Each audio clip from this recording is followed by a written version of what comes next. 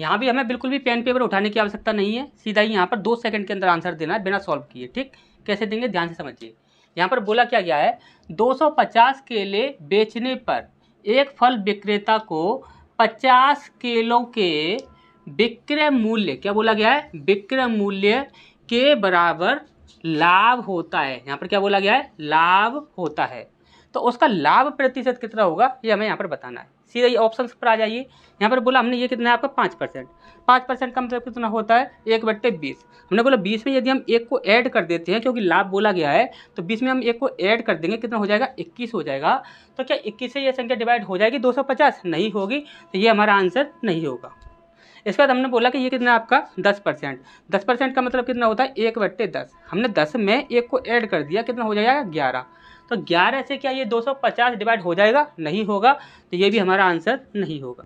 इसके बाद हमने देखा ये कितना आपका 20%। 20% का मतलब कितना होता है, 1/5। तो हमने बोला 5 में हम यदि 1 को ऐड कर देते हैं, कितना हो जाता है, 6 हो जाता है। क्या 6 से 250 डिवाइड हो जाएगा? नहीं होगा, तो ये भी हमारा आंसर नहीं होगा।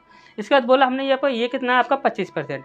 25% का मतलब कितना होता है, 1/4। हमने बोला 4 में यदि हम 1 को ऐड कर देते हैं, कितना हो जाता है, 5 हो जाता है। क्या 5 से आपका 250 डिवाइड हो जाएगा? बिल्कुल हो जाएगा, तो यही हमारा आंसर हो जाएगा।